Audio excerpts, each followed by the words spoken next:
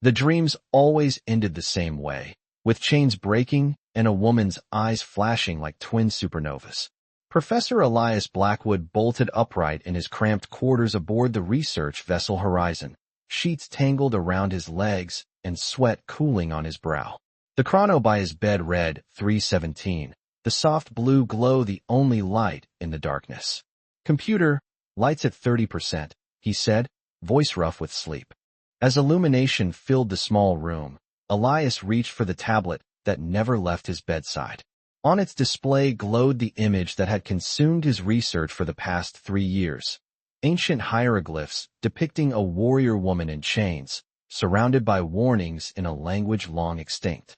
The Valorians, a species that had allegedly dominated this sector of space 8 centuries ago before mysteriously vanishing, had left behind precious few artifacts. Most scientists considered them semi-mythical.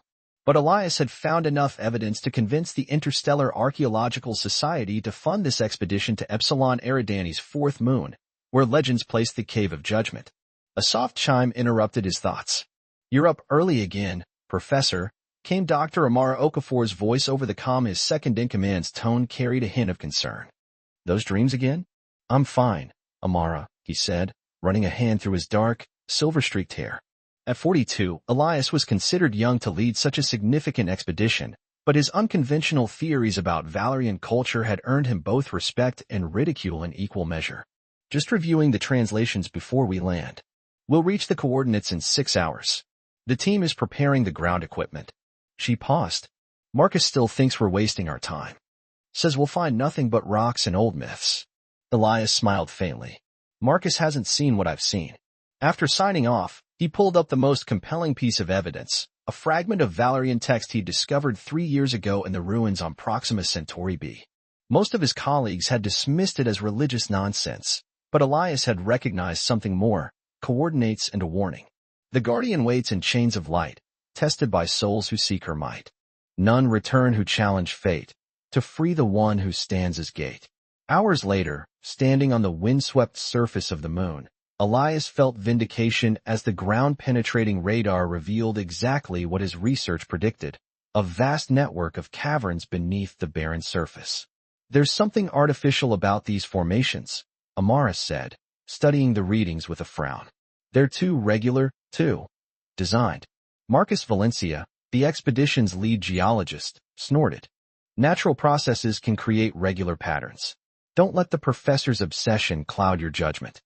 Elias ignored the barb, focusing instead on a narrow crevice partially hidden by ancient rock formations. "This is the entrance," he said with quiet certainty, approaching the dark opening. "Wait," Marcus called. "Protocol requires a full site survey before." But Elias had already activated his suit lights and ducked inside, feeling an inexplicable pull that overrode caution. The narrow passage widened suddenly into a vast chamber that shouldn't have been possible on this small moon. Perfectly smooth walls rose 50 meters to a ceiling that glimmered with embedded crystals like stars. And there, at the chamber's center, stood an altar of black stone.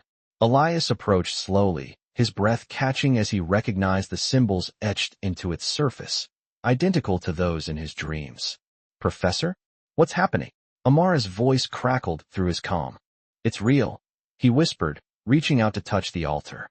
"All of it. She's here." The moment his fingers made contact, the ground trembled. Crystal light flared overhead, and a voice that wasn't quite sound filled his mind. "Challenger comes to break the chains. Begin the trial of heart and will." Behind him, the passage sealed itself shut with a thunderous crash. "Elias," came Amara's panicked cry before the comm went dead. In the sudden silence, Elias felt a presence awakening, ancient, powerful, and watching. The trial had begun, and like all who had come before, he now faced the judgment that none had survived.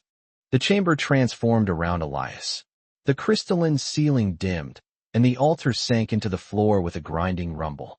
3 archways materialized along the far wall, each glowing with a different color: crimson, azure, and gold. "Choose your path, Challenger," echoed a disembodied voice that seemed to come from everywhere and nowhere. Elias steadied his breathing. As an archaeologist, he'd studied enough ancient trials to recognize a test of character when he saw one. Historically, red represented strength, blue wisdom, and gold represented wealth or power. He approached the blue archway. Wisdom had always been his guiding principle. As he stepped through, the passage behind him vanished, leaving him in a circular room filled with floating, glowing symbols, mathematical equations, fragments of text in dozens of languages, star charts, and diagrams. Some he recognized, many he didn't. Solve the unsolvable, commanded the voice. Find the pattern in chaos. In a hidden chamber deep below, Kira's consciousness stirred for the first time in centuries. Though her physical form remained bound by shimmering energy chains, her mind connected to the trial chambers above. She had watched 327 challengers fail over the centuries, proud warriors, cunning thieves, power-hungry mystics. None had made it past the second challenge. This one was different, a scholar, not a warrior. His mind worked differently. Through the chamber's ancient magic, she glimpsed fragments of his memories, years spent deciphering dead languages, connecting disparate cultures across star systems, seeing patterns where others saw only randomness. Elias studied the floating symbols intently. Previous challengers would have sought a weapon or key among the chaos, but he recognized something else. These weren't random puzzles, but pieces of a single, unified theorem. Working methodically, he began arranging the fragments, seeing connections between mathematical principles separated by millennia and light years. The pattern isn't in the symbols, he murmured, but in the spaces between them. Hours passed as he worked. In her chamber below, Kira watched with growing interest. Most challengers raged against the puzzle or attempted to force solutions. This human showed patience she'd rarely witnessed. When the final piece clicked into place, the symbols merged into a shimmering constellation map, ancient Valerian star positions. The room dissolved, and Elias found himself in a new chamber facing a chasm too wide to jump. Across the gap stood a pedestal holding a simple metal key. Between him and the abyss stood 3 crystalline statues, a child, an elder, and a warrior, each with outstretched hands. Sacrifice to proceed, came the command. Only one gift will bridge the void. Previous challengers had always chosen the warrior, offering strength for strength. Elias approached each statue carefully, studying their features. From his pack, he removed 3 items: his research tablet, a family heirloom pocket watch, and a small medkit. Kira tensed as she watched. The warrior statue was the obvious choice. Sacrifice a weapon to gain a warrior's strength. Yet this human hesitated. Finally, Elias placed his tablet, containing years of research, his life's work, in the child's hands. Knowledge should be shared, he said quietly, not hoarded or weaponized. The statue's crystallized glowed, and a bridge of light materialized across the chasm. As Elias crossed, Kira felt something she hadn't in centuries: surprise. The final chamber contained only a mirror that showed not Elias's reflection but Kira herself, chained and imprisoned. Though he couldn't know who she was, the compassion that crossed his face was genuine. "What must I do?" he asked the empty room. The answer came not as words but as searing pain that dropped him to his knees. The trial's final test: endure the prisoner's suffering to prove worthiness. As agony coursed through him, Elias didn't rage or fight. Instead, he whispered, "No one deserves eternal punishment. Whatever you did, 800 years is enough." In her chamber below, Kira felt her chains vibrate for the first time in centuries. When Elias regained consciousness, the mirror had transformed into a doorway. Beyond it, steep steps descended into darkness. Each step sent pain shooting through his body, aftershocks from the trial's final test, but he pressed forward, drawn by an urgency he couldn't explain. The stairway opened into a vast spherical chamber unlike anything he'd ever seen. The walls thrummed with energy, covered in flowing script that seemed to move when he wasn't looking directly at it. At the chamber's center, suspended in a web of pulsing light, hung a woman. No, not a woman. Something more. Her skin was pale alabaster with subtle iridescent patterns that shifted like oil on water.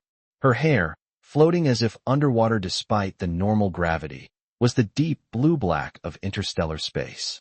Most striking were the intricate metallic implants that traced her temples and curved down her neck, disappearing beneath the tattered ceremonial armor that had once been magnificent. She was beautiful, alien, and terrifying, and she was watching him with eyes that glowed like captured stars. "You." Her voice was rough from disuse, yet melodic in a way human voices couldn't be. "You passed the trial." Elias approached cautiously. I'm Professor Elias Blackwood, from Earth. Are you the guardian mentioned in the Valerian texts? A bitter smile touched her lips. I was Kira Vaxtorin, High Sentinel of the Valerian Conclave. Now I am merely what remains after betrayal. The chains of energy that bound her wrists and ankles pulsed brighter as she spoke, and Elias noticed how they connected to the chamber walls. The text said someone pure of heart could break your chains, he said. Kira's laugh was sharp. Is that what the stories became? How quaint. The trial doesn't test purity, human. It tests worthiness to command what I am. Her eyes narrowed. And now you must complete what you started. Either free me and accept the consequences, or leave me to my prison. Elias hesitated only briefly before asking, how do I free you? Place your hands on the central glyph. She nodded toward a raised platform beneath her. But know this, by Valerian law, my freedom binds me to your service until the debt is paid. I will be your guardian, your weapon, your slave in all but name. Elias frowned. I don't want a slave. What you want is irrelevant, Kira said coldly. This is what remains of Valerian justice. Choose, human. The exit chamber will seal permanently in minutes. Outside, Elias knew his team would be frantically trying to reach him. With a deep breath, he stepped onto the platform and pressed his palms against the central symbol. Energy surged through him, blinding in its intensity. The chains binding Kira shattered like glass, and her body convulsed as power flooded back into her limbs. For 8 centuries, she had been energy-starved, her legendary strength bound. Now it returned in a rush that made the entire cavern tremble. Elias stumbled back as she descended to the floor, her movements fluid despite centuries of immobility. Up close, he realized she towered over him by nearly a foot. Kira flexed her hands, energy crackling between her fingers, before meeting his gaze. With ceremonial solemnity, she knelt before him. I, Kira Vaxtorin, am bound by oath to serve you until my debt is paid or your life ends. The words seemed forced from her, part of a ritual she couldn't avoid. Command me, Elias Blackwood of Earth. Before he could respond, the chamber gave a violent shudder. Stone cracked overhead, and dust rained down. The cave system is destabilizing, Kira said, rising swiftly. Without my energy feeding the containment field, it cannot maintain integrity. My team is outside, Elias said urgently. We need to warn them. Kira's expression remained impassive, but she nodded. Then we must move quickly. Without warning, she swept him into her arms as if he weighed nothing. Hold tight, master. This will be unpleasant. Before Elias could protest being carried or being called master, Kira launched upward with impossible speed, not toward the staircase but straight through the collapsing ceiling. Rock and crystal shattered around them as she carved a new path to the surface, her body glowing with energy that protected them both from the debris. They erupted from the moon's surface amid a plume of dust and rock, startling Elias's team who had set up emergency excavation equipment nearby. As Kira set him down gently, Elias saw his team's expressions shift from relief to shock and fear at the sight of the alien warrior woman standing protectively at his side. Professor, Amara gasped, her hand instinctively moving toward her sidearm. What? Who is that? Elias looked up at Kira, her face unreadable as she assessed potential threats among his team. She's the guardian from the legends, he said simply. And I think I just changed both our lives forever. The journey back to Earth was tense. Despite Elias's assurances, the crew of the Horizon kept their distance from Kira, unnerved by her alien presence and the way she shadowed Elias's every move. For her part, Kira observed the humans with barely concealed disdain, speaking only when necessary and always with formal deference to Elias that made him increasingly uncomfortable. In his quarters, with the doors sealed for privacy, Elias finally confronted her. You don't need to follow me everywhere, he said. And please stop calling me master. Kira stood rigidly by the viewport, staring at the stars streaking past. The oath binds me to protect you. And titles are important. They establish hierarchy. Not to humans, not anymore, Elias countered. We work together as equals. Her gaze shifted to him, those luminous eyes assessing. Your species has evolved, then. When I last walked free, humans were primitive tribes on a single world. 800 years is a long time, Elias said softly. Everything changes. Something flickered across her face, vulnerability quickly masked. Including the Valerian Empire, it seems. During their acceleration away from Epsilon Eridani, Elias had gently explained what history recorded of her people, a once mighty civilization that had mysteriously withdrawn from known space centuries ago. Their technology, their worlds, all abandoned or destroyed. As far as anyone knew, the Valorians were extinct. "I'm the last," she had whispered then, the only moment her composure had cracked. Now, watching her silhouette against the stars, Elias felt an ache of empathy. "Tell me about them," he said. "Your people. Your life before the cave." Kira was silent so long he thought she might refuse. Then, slowly, she began to speak. Tales of Valorian cities that floated among the clouds, of technologies that blended science and what humans would call magic, of her training as a sentinel, warriors who combined physical prowess with energy manipulation. "I was the youngest ever to achieve high sentinel rank," she said, a hint of pride coloring her voice. "Until Drevenkel betrayed me." "He was the one who imprisoned you?" Kira's hands clenched. "He was my commander, my mentor. And when I discovered his plot to overthrow the conclave, he framed me for the very crimes he committed." Her voice hardened. "The trial you passed was designed by him, a false promise of release that would only bring worthy warriors to their deaths." "But I'm not a warrior," Elias noted. "No." For the first time, a faint smile touched her lips. "You solved it differently. That interests me." The ship's AI interrupted with an alert. They were approaching the Mars checkpoint.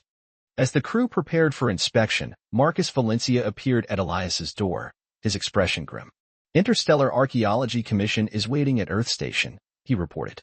"They've heard about our discovery." His eyes slid nervously to Kira. "There's talk of quarantine protocols." Elias frowned. "She's a sentient being, not a pathogen." "She's unprecedented," Marcus countered. "An actual living Valorian? The military will want to debrief her, study her technology. Those implants alone could be worth." "I am not a specimen," Kira cut in, her voice dangerously soft. Energy rippled visibly beneath her skin. "And any who attempt to treat me as such will regret it." Elias stepped between them. "No one is studying anyone. As the principal investigator of this expedition, Kira falls under academic jurisdiction, not military." The legal battle that followed their arrival at Earth Station lasted weeks. Confined to a secure residential facility, a polite term for luxurious detention, Elias watched as Kira encountered modern human society for the first time. Despite her captivity, she absorbed everything with keen intelligence: technology, culture, languages. Her adaptive implants interfaced seamlessly with human systems, allowing her to process information at extraordinary rates. At night, when the monitoring systems were at their least attentive, they would talk. Professional distance gradually gave way to genuine connection. Elias shared his childhood in the London archaeology, his passion for uncovering lost cultures. Kira, hesitantly at first, revealed more of herself, her centuries of consciousness while imprisoned, her growing doubt about who she had been before. "The oath binds my actions, not my thoughts," she admitted one night, sitting closer to him than she ever had before. "At first, I resented you for it." "And now?" Elias asked, acutely aware of her proximity, the faint glow of her skin in the dim light. "Now I wonder if perhaps this is a second chance." Her eyes met his. "I was a weapon for the conclave. I never questioned, never chose my own path." When Elias reached for her hand, she didn't pull away. The contact sent a visible current of energy rippling between them, not unpleasant but intensely intimate. They both gasped at the sensation. "What was that?" Elias whispered. Kira looked equally startled. "The oath bond. It's not supposed to." Before she could explain, alarms blared throughout the station. Emergency protocols engaged, locking down their quarters. Amara's voice came urgently through the comm. "Elias, we're under attack. Some kind of advanced ship just breached our defenses. They're heading straight for your section." Kira was instantly alert, her body tensing as energy gathered around her hands. "It's not possible," she murmured, but her expression showed fear for the first time since he'd met her. "What is it?" Elias demanded. The wall to their quarters exploded inward. Through the smoke stepped a figure in armor similar to Kira's, but midnight black, with red energy pulsing through its seams. The helmet retracted, revealing features similar to Kira's but twisted in a cruel smile. "Hello, traitor," said the newcomer. "Did you think the Kel remnant would forget you?" Kira pushed Elias behind her protectively. "Dreven is dead. He died centuries ago." The Valerian intruder laughed. "The body dies. The consciousness endures. And now we've come to finish what we started, beginning with your precious oath holder. Run! Kira shouted, energy surging through her as she launched herself at the attacker. Their collision sent destructive waves rippling through the station's structure. Elias didn't run. Instead, he hit the emergency evacuation alarm before grabbing the experimental energy pistol Amara had smuggled to him days earlier, just in case. As the two Valorians battled with strength and speed beyond human capability, he searched his memory for anything useful about Valerian physiology from the ancient texts. The implants. They were key to Valerian energy manipulation. Kira fought with fluid grace, centuries of imprisonment having done nothing to dull her combat instincts. But her opponent, who called himself Vezran, a lieutenant of the long-dead Dreven Kell, matched her skill for skill. Your oath makes you weak, Vezran taunted, deflecting her energy pulse. Bound to protect a fragile human. We evolved beyond such primitive concepts. You perverted our ways, Kira growled. The oath system protected those weaker than ourselves. Their battle carried them through walls and barriers, destroying sections of the station as they went. Elias followed at a distance, evacuating civilians when possible, searching for an opportunity. When Vezran momentarily gained the upper hand, pinning Kira against a bulkhead with energy restraints similar to those that had imprisoned her, Elias saw his chance. His shot struck Vezran's temple implant with precision. The Valerian howled as the disruption cascaded through his enhancement network, momentarily disabling his abilities. Kira broke free, but instead of pressing her advantage, she rushed to Elias's side as the station gave another violent shudder. The structural integrity is failing, she said urgently. We need to reach an escape pod. Not without stopping him first, Elias insisted. He said, there could be more coming. Kira's expression hardened with resolve. There's one way to sever a Valerian consciousness transfer, but it requires. She hesitated, physical connection during death. Before Elias could process her meaning, Vezran recovered, rage twisting his features. You'll both die here. What followed was a desperate battle toward the station's power core. Vezran, realizing their plan, fought to trigger a catastrophic overload that would destroy the entire station with everyone aboard. As emergency teams evacuated the remaining personnel, Elias and Kira worked in tandem, her strength and speed complemented by his knowledge of the station's systems. In a moment of vulnerability, Vezran seized Elias, using him as a shield. Release me from the oath bond, Kira had once explained, and I returned to my full power. Now, with Elias's life literally in the enemy's grasp, that knowledge weighed heavily. You can end this, Vezran told him. Release her from her oath, and I might let you live. Elias met Kira's eyes across the chamber. In that moment, something passed between them. Understanding, trust, perhaps even love. Kira vaxed torn. Elias said formally, I release you from your oath. Your debt is paid. Power surged visibly through Kira's form as the ancient binding dissolved. For a heartbeat, Vezran's face showed triumph until he realized his mistake. Freed from the obligation to serve, but not from her own choices, Kira moved with newfound speed and determination. My oath is fulfilled, she said, but my choice remains. The final confrontation was brief and devastating. Kira, no longer constrained by the oath's limitations, unleashed her full abilities. As she established the fatal connection with Vezran that would destroy his consciousness transfer capability, she looked to Elias one last time. Get to the escape pod, she commanded. I'll finish this. Not without you, Elias insisted. The station began its final collapse as Vezran, desperate in defeat, triggered the core overload. With seconds remaining, Kira made her decision. Breaking the connection before Vezran's consciousness was fully destroyed, she swept Elias into her arms once more and raced for the last remaining escape pod. They launched moments before the station exploded, the shockwave sending their small craft tumbling through space. As emergency systems stabilized their trajectory, Elias turned to Kira. You could have ended him permanently, he said softly. Why didn't you? Kira's luminous eyes met his. Because you showed me another way. Vengeance has its price. Some chains are invisible. Her hand found his. That same energy current flowing between them, stronger now. I've worn chains enough for one lifetime. In the pod's tight confines, Elias reached up to trace the elegant line of her face. What happens now? Without the oath binding us. Now, Kira said, leaning closer, we discover what remains when duty ends and choice begins. Their first kiss ignited energy that danced across their skin, human and Valerian physiology connecting in ways neither species had imagined possible. As rescue ships approached their position, Kira and Elias remained embraced, two beings from worlds separated by light years and centuries, finding in each other something both had thought lost forever, a future unbound by the chains of the past. In the vast darkness of space, their small pod drifted, not an end, but a beginning. For Kira, no longer the last Valerian, but the first of something new. For Elias, no longer merely a scholar of history, but a creator of it. And for both species, the promise of connection that transcended the boundaries of world and time. The oath was broken, but something stronger had taken its place. A bond chosen freely, with eyes wide open to all it might mean. Where shall we go? Elias asked as the stars stretched endlessly before them. Kira smiled, truly and fully, for the first time in centuries. Everywhere.